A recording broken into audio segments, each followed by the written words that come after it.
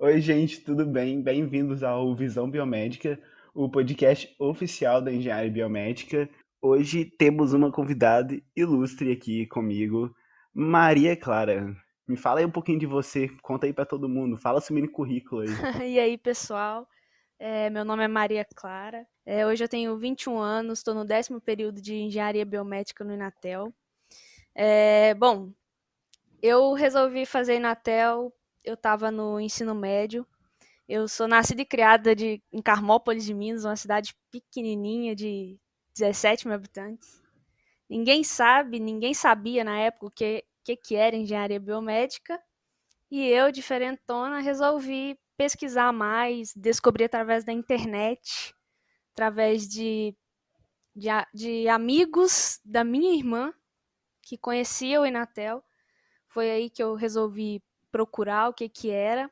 E hoje eu estou aí quase formando. Então, durante a minha faculdade, eu fiz muitos projetos, trabalhei em várias áreas, com várias coisas, que o Inatel oferece, né? Fiz trabalho voluntário no projeto Casa Viva, que é um projeto muito bacana, em Santa Rita do Sapucaí.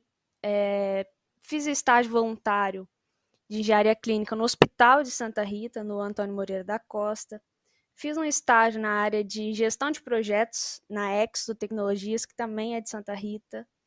Fiz alguns cursos e minicursos que o Inatel oferece na área de engenharia biomédica, engenharia clínica, tecnologia em geral. Fiz um curso em intercâmbio na Alemanha, que foi o Summer, que também é oferecido pelo Inatel em parceria com a faculdade de lá, que é a IAD.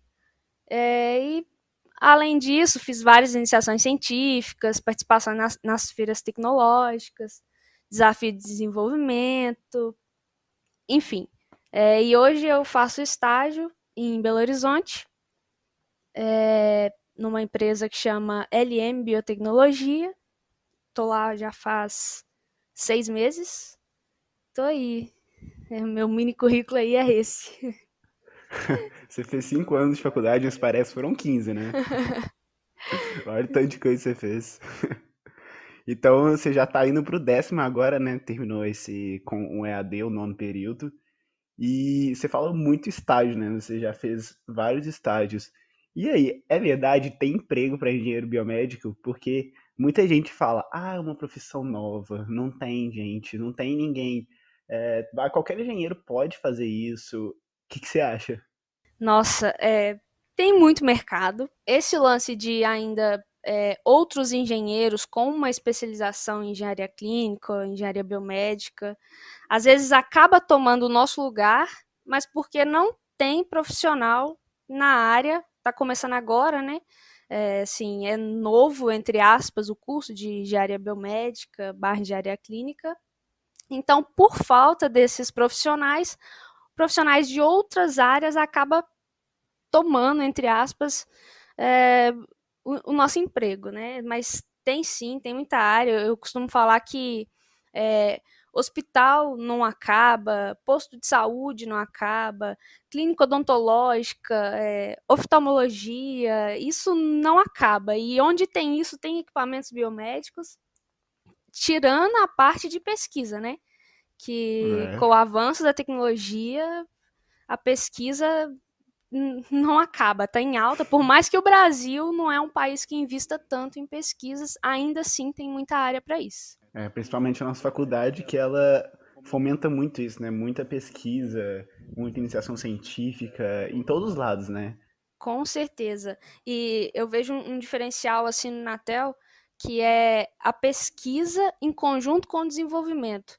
Porque é muito difícil você ver uma pesquisa lá que a pessoa não desenvolveu nada, foi só uma pesquisa ali, comprovou e pronto. Você sempre vê a pesquisa em conjunto com o desenvolvimento daquele projeto. E não é feito do nada pra nada, né? Sempre tem alguma história por trás. Eles realmente tentam fazer algo que vai mudar, né? Com certeza. Então, o que você acha? Engenharia biomédica, profissão do futuro ou do presente? Eu confesso que essa pergunta é um pouco difícil, assim. Eu acho que é uma profissão do presente, ela já está no presente, mas ainda tem muito que acontecer, então eu também fico com que ela seja do futuro. Ela está acontecendo no momento, principalmente agora com Covid, ventilador pulmonar, bomba de infusão, equipamentos de UTI. Você está vendo isso agora, mas eu acho que tem muito que crescer, tem muito que amadurecer, tanto no CREA quanto entre os profissionais, tecnologias novas que estão surgindo. Pelo Brasil não ser um país que invista muito em tecnologia, em pesquisa, eu acho que aqui no Brasil é uma profissão do futuro, porque tem muito que crescer ainda, tem muitas ideias para amadurecer entre os profissionais, entre as empresas. Enfim, é muita briga de engenheiro elétrico com especialização em engenharia clínica com um engenheiro biomédico. Então, assim, acaba a gente não sabendo o que, que é a nossa área, o que, que não é, o que, que é a área do engenheiro elétrico, o que, que o especialista pode fazer. Tem muita coisa ainda para acertar para ser uma profissão do presente. Mas ainda assim, acho que é do presente também. Aí a gente tá naquele 1%, né? Tá começando, É, mas está desenvolvendo. Então, agora falando mais sobre o que o podcast hoje é virado, que é uma estagiária no meio da pandemia, né?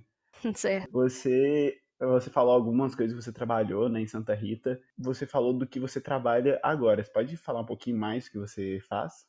Bom, eu trabalho nessa empresa que eu falei, na LM Biotecnologia. Lá a gente é uma empresa que presta serviços de engenharia clínica. Atualmente é uma empresa de pequeno porte. Tem vários projetos grandes, contratos grandes que estão surgindo agora, mas ainda assim é uma empresa de pequeno porte. E eu trabalho lá junto com o dono, que é engenheiro elétrico, na área de engenharia clínica. A gente está reformulando a engenharia clínica da empresa. Eu atualmente sou responsável por um contrato lá, então tudo que envolve a prestação de serviço desse contrato tem que passar por mim antes, por mim e por meu chefe, claro, por eu ser estagiária ainda. Mas com essa pandemia, como ele está indo muito pouco lá na empresa e tal, acaba que a maior parte das decisões é tomada por mim lá. Então a empresa pegou esse contrato grande que tem lá, então houve a necessidade de contratar um estagiário e futuramente um engenheiro, porque até então, lá nessa empresa onde eu tô, nunca teve um estagiário de engenharia clínica ou engenharia biomédica. Tudo era feito por um engenheiro só, que é o chefe. Aí depois desse contrato, ele viu essa que ia precisar, né, de uma pessoa lá. Então, atualmente eu tô na área de engenharia clínica lá.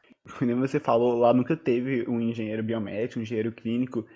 Alguém que trabalha com você, até o seu chefe mesmo, já falou alguma diferença que ele percebeu do jeito que você aprendeu, a forma que você aplica o que você aprendeu?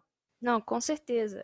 Desde a minha entrevista, ele notou uma diferença, como nunca tinha tido um estagiário lá nessa área, já lá tem estagiário administrativo, técnico, mas de engenharia nunca passou por lá. Ou se passou, não comentou comigo, porque a empresa está há 35 anos no mercado. Até então, os assuntos que eu ouço falar lá é que nunca se passou um estagiário lá de engenharia e nenhum outro engenheiro, porque o dono ele já é engenheiro. Mas sim, respondendo sua pergunta, sim, ele sempre fala sobre a minha forma de expressar e de desenvolver, colocar no papel, porque às vezes a gente sabe falar, sabe escrever, mas não sabe pôr em prática aquilo que a gente aprende na faculdade. Então, desde o início, ele já notou essa diferença e eu acho que é um diferencial assim de quem estuda no Inatel. Aham. E eu acho que pode ser até considerar um diferencial do curso, né? Porque a gente aprende bastante como conversar com o engenheiro, mas a gente também aprende como conversar com o médico, como conversar com o enfermeiro. Então a gente fica muito nesses dois mundos, né?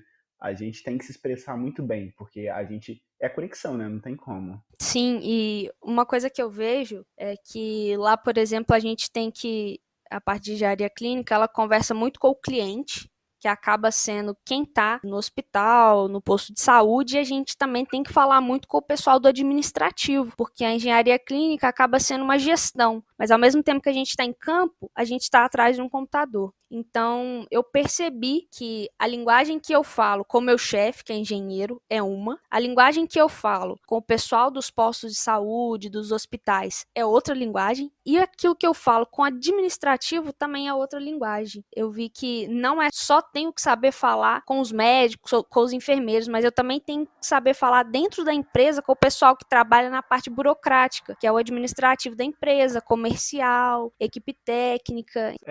Como que você conseguiu essa oportunidade, né? Porque a gente estuda lá em Santa Rita do Sapucaí, você foi começar a trabalhar em BH. Você procurou?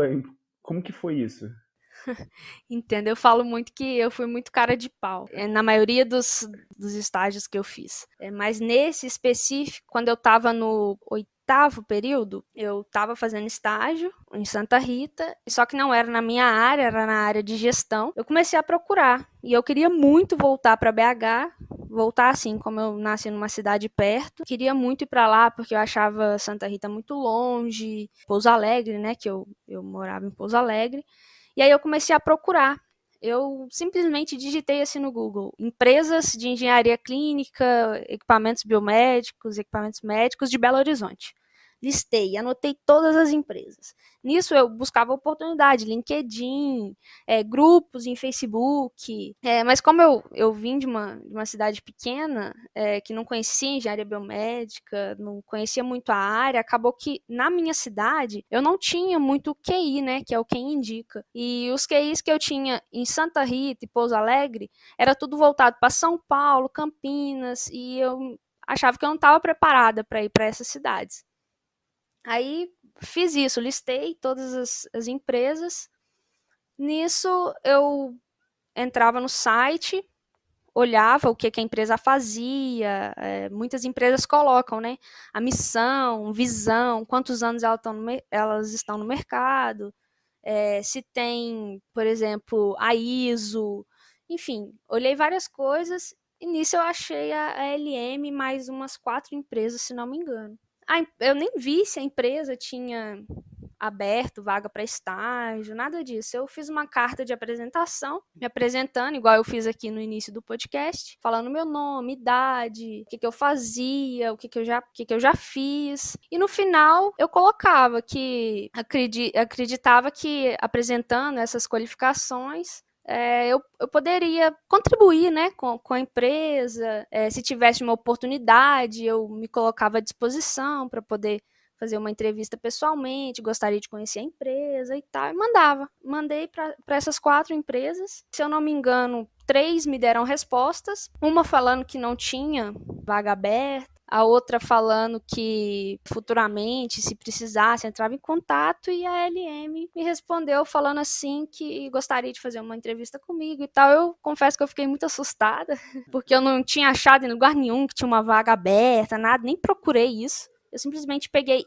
o e-mail no site da empresa. No site da empresa costuma ter ou o comercial ou o contato, né? Mas nunca tem do RH, é sempre dos outros. E teve umas outras empresas que eu ligava para a empresa e falava assim: aqui, eu tô precisando enviar um documento aí pro RH, você podia me passar o e-mail? Eu fazia isso, ligava, pegava o número da empresa, ligava, e muitas das vezes passava o e-mail. Eu acho que uma ou duas dessas aí eu fiz isso, eu liguei, pedi o e-mail do RH, mas na LM não, eu enviei pro contato mesmo. Nisso me respondeu no mesmo dia. Passou menos de uma semana, eu já estava. Isso eu estava no meio do período, no meio do oitavo período, fazendo estágio. Aí eu conversei com o meu chefe lá e falei: ó, tô indo para Belo Horizonte, preciso e tal. Fui correndo, fiz entrevista. Não tinha muita esperança, para ser bem sincero. Fiz a entrevista e aí eu cheguei, não tinha nada certo. Aí passou umas 2 semanas, eu cheguei pro meu chefe em Santa Rita e falei: ó, não vai dar para continuar e tal, eu quero na minha área. Foi a primeira vez durante a faculdade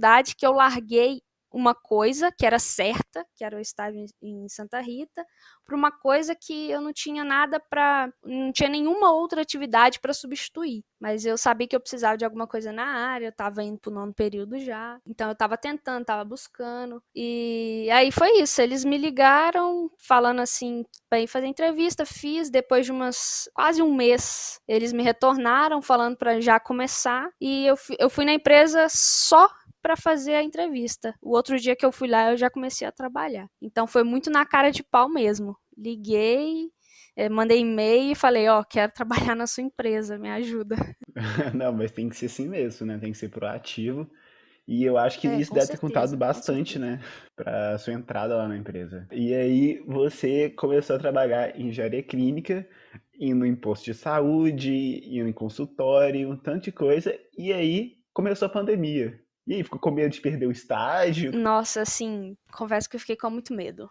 Eu falei, meu Deus, eu sou estagiário. Porque, assim, os primeiros que iam mandar embora lá ia ser estagiário. Aí, na primeira semana, meu chefe já não foi trabalhar, porque ele era grupo de risco. E aí ele foi e falou pra mim, falou, você vai trabalhar em casa, de home office. Você trabalha os 14 dias, ver se vai surgir alguma coisa e tal, que a gente tava achando que eu tava suspeita. Vim embora, fui para casa, comecei a trabalhar home office, muito difícil, achava muito difícil ter disciplina, levantar cedo, reunião, todo dia ele me ligava, e assim, é o certo, né? Ele me deu muito suporte, a empresa me deu muito suporte com o home office. Aí por resto eu já não tava aguentando mais. Eu liguei para ele e falei, eu quero voltar. Ele falou, não, pode voltar então. Voltei, comecei a trabalhar normalmente lá. A gente adotando, né, os cuidados, claro, mas estava trabalhando normal. Ia nos postos de saúde, nos hospitais, nas UPAs e não paramos. Acho que só ele lá que estava de home office. A empresa toda trabalhando porque muita demanda. Muita demanda. Chegava ventilador pulmonar lá, toda semana, todo dia estava chegando um ventilador pulmonar diferente. Então, acho que foi o que mais a gente atendeu lá foi os ventiladores. Foi difícil, fiquei com medo no início, mas eles me deram muita segurança, me passaram muita segurança sobre isso, sobre a minha permanência na empresa. Então, isso me ajudou muito. E quando eu voltei, ajudou ainda mais, né? Porque aí eu queria trabalhar. Fazia pouco tempo que eu estava na empresa, do nada me manda para home office. Então, quando eu voltei, tudo eu queria, tipo, estagiário, né? Tudo você quer fazer, não, vamos e tal, você já tá naquela empolgação. Mas foi isso, fiquei com medo, mas soube lidar. E quando você teve esse medo aí de, sei lá, porque provavelmente estagiário é o primeiro que vai sair, né?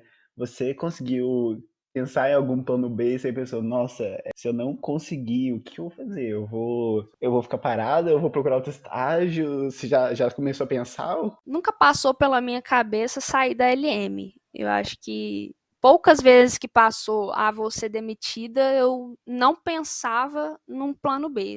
Não cheguei a pensar. Mas eu acho que se acontecesse, olhando meu histórico, fui mandada embora hoje, e estagiário é assim, sai com uma mão na frente ou atrás, tem direito a nada. Com certeza eu ia voltar para o mesmo processo que eu fiz lá na P8. LinkedIn, eu sempre mantenho ele atualizado, né? Mas postar mais, ter um engajamento melhor, mandar e-mail, pesquisar as empresas, olhar no Vagas, enfim, esses sites que oferecem estágio, né? E ia voltar o processo todo de novo para procurar um estágio aí, porque não dá para ficar parado, não. Ainda mais a gente que tá formando agora. Não, é isso mesmo, tá? Tem que ir no lugar. Você falou um pouco do que você fez para conseguir o seu estágio, né? Agora, falando para um engenheiro biomédico, um estudante aqui, dá uma dica, além das várias que você já deu durante a nossa conversa, mas dá uma dica, assim, que se a pessoa seguir aquilo, já tá muito bom, já tá excelente. Primeiro pelo currículo. Currículo é tudo. Currículo e apresentação. Às vezes a gente não consegue fazer tudo, né, na faculdade, porque oferece muita coisa, mas o mínimo que faz, saber colocar isso no currículo, ter um currículo bom e proatividade. Até quando você for contratado, você precisa da proatividade, porque isso é um diferencial, assim, gigantesco mesmo, que as pessoas reparam, principalmente estagiário está sendo muito vigiado por todo mundo, não é só pelo seu chefe. Todo mundo está olhando para você, porque você é estagiário. Saiba fazer um currículo, saiba enviar um e-mail, não simplesmente enviar um e-mail e escrito aí, segue em anexo o currículo porque quer uma vaga de estágio. Isso acontece, a gente acha que não, mas acontece muito. Tanto para emprego quanto para estágio. Então, saber fazer um currículo, saber fazer um e-mail, saber conversar, você chegar no lugar e saber expor suas ideias e enfim, seja com quem fosse. E isso, procurar LinkedIn, manter sempre atualizado. Facebook, o pessoal costuma colocar lá, tem uns grupos bacanas de engenharia clínica no Facebook. É o mínimo que a gente pode fazer, é isso. Uma proatividade para pesquisar, para conversar, para mandar e-mail, não ter vergonha na cara mesmo em relação a isso. Bater de frente, ir atrás, porque é até meio estranho eu falar isso, mas quem quer consegue, cara. Você focar no seu objetivo, ir atrás de pessoas. Fiquei sabendo que você conhece fulano da empresa tal, você tem um contato para me passar? Me ajuda aqui, sabe? Isso é o mínimo que tá no nosso alcance para poder fazer, para poder conseguir uma vaga. Uhum, com certeza. E eu lembrei aqui de uma dica também que eu vi em um webinar. Eu vi que muitas pessoas mandavam o currículo por e-mail e tal, mas eles colocavam exatamente isso que você falou, segue anexo o currículo, e colocava aquele tanto de empresa no para, sabe? No destinatário. E assim, imagina você, uma pessoa do RH, chegar, olhar esse e-mail e ver aquele que você mandou para 20 empresas. E acontece muito. E então, assim, é um fato muito importante, assim, saber realmente comunicar seu objetivo, né? Não enrolar muito, mas ser claro no que você quer, mostrar tudo que você fez, e que não é pouca coisa, né? Que às vezes a gente subestima, né? A gente faz coisas, mas a gente ainda vê o outro e fala, nossa, aquele faz muito mais do que eu. Mas, cara, você faz muita coisa e é importante acreditar em si mesmo, né? Sim, sim, com certeza. E igual eu falei no início aí, que eu mandei e-mail para 4, 5 empresas, cada um era um e-mail diferente, porque dependia da visão da empresa, com o que a empresa trabalhava, todos eram de engenharia clínica, se não me engano, mas cada um tinha o seu diferencial. Então, a minha apresentação no corpo do e-mail era diferente e o currículo também era diferente. Então, acho que a gente tem que se adaptar a cada empresa e a cada oportunidade, né, que às vezes está oferecendo. Você precisa adaptar o seu currículo, o seu modo de escrever, o seu texto, e isso faz diferença, faz muita diferença para não ficar aparecendo assim um texto genérico, porque às vezes você não colocou no para aquele monte de empresa, mas seu texto está genérico, que você podia enviar para qualquer outra empresa. Então tem que ter um diferencial, colocar o nome da empresa no meio do texto, alguma coisa do tipo, para eles verem que você dedicou o seu tempo para fazer aquele currículo, aquele e-mail, que você gostou mesmo da empresa. Isso faz muita diferença. Não, com certeza. A gente tá chegando no final. Para finalizar, eu queria puxar um pouco o saco do nosso curso, né? Engenharia Biomédica. Fala um pouquinho aí, por favor, da importância do relacionamento da saúde com tecnologia, porque a gente sabe que tudo hoje em dia está indo para tecnologia e a saúde está muito seguindo essa tendência. Não tem nem como separar os dois equipamentos biomédicos e equipamentos hospitalares. Estão nos hospitais há anos e continuam e vão estar aí por bastante tempo ainda e cada vez mais tecnológicos para ajudar o ser humano, né? Sim, sim, com certeza. Bom, eu costumo falar que hoje não existe mais saúde sem tecnologia. Todos os equipamentos que a gente vê tem uma parte de elétrica, tem uma parte de mecânica, que envolve a tecnologia. A automação do hospital, mesmo sendo um hospital público, você vê que tem muita tecnologia em aparelhos de raio-x, tomógrafo, ventilador pulmonar, que é o que a gente está ouvindo falar muito, um monitor multiparâmetro. Então, mas para você ter essa tecnologia, como tem nos hospitais, a gente precisa de alguém que saiba mexer, de alguém que saiba manusear aquilo, para aquilo durar muito. Por isso que existe, né, a manutenção preventiva, que você faz prevendo que futuramente vai acontecer um problema. Então você faz a preventiva para esse problema não acontecer, que é o que o engenheiro biomédico está aí para poder fazer, os treinamentos, dar treinamento para a equipe, o médico que mexe no monitor, vamos dar um treinamento, porque é tecnologia nova, às vezes os médicos, enfermeiros, tá no ramo faz muito tempo, eles são mais velhos, precisa se adaptar à tecnologia, a gente está aí para isso, o engenheiro biomédico está aí para fazer isso acontecer, para os equipamentos ter uma durabilidade maior, pessoas que saibam mexer, tá lá em campo. Eu fico vendo lá na empresa, às vezes o que precisa o pessoal ali que fala assim, não tô sabendo aqui mexer não, vem cá, faz um treinamento pra gente, a gente vai, faz o treinamento, os caras pegam rapidinho, os equipamentos estão, assim, nos hospitais, já fazem 20 anos que os equipamentos estão lá, e os equipamentos estão funcionando, tá com a tecnologia assim imersa nesse meio, e o pessoal, você vê que o pessoal da saúde, eles estão dispostos a pegar e aprender sobre aquela tecnologia, mas para aprender tem que ter alguém aí para ensinar, tem que ter gente para desenvolver, também é o nosso ramo, e tem que ter gente para ensinar a mexer, ensinar os profissionais de saúde a desembolar isso daí. Então eu falo que a engenharia biomédica hoje ela é essencial, tanto no meio de desenvolvimento de equipamentos, de pesquisa, de manutenção, na parte de engenharia clínica, ela é essencial hoje. Acho que não tem como existir um hospital hoje sem um engenheiro lá dentro. Apesar de que tem muitos outros engenheiros que estão entrando nesse mercado, mas porque vê que tem mercado. Então a gente de engenharia biomédica tem que levantar a bandeira aí e ir atrás e correr para não perder o que é nosso, né? É isso mesmo. Então eu queria agradecer muito a sua presença aqui. Você é uma das pessoas que mais me apoiaram quando eu comecei esse podcast lá em março, né? Lá pra trás. Queria agradecer. Eu acho que tudo que a gente conversou aqui vai ajudar bastante as pessoas que estão vindo.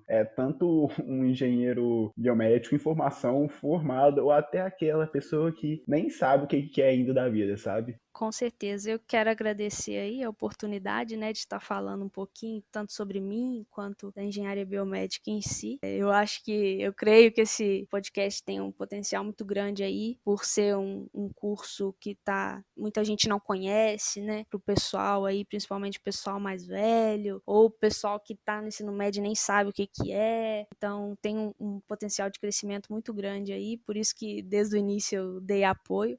Muito obrigado. E eu queria convidar aqui todo mundo que está ouvindo para seguir as redes sociais do podcast. Visão Biomédica, pode pesquisar no Facebook, no Instagram, que a gente está lá. E aqui toda quarta-feira eu estarei postando um novo episódio. Muito obrigado e até mais. Tchau!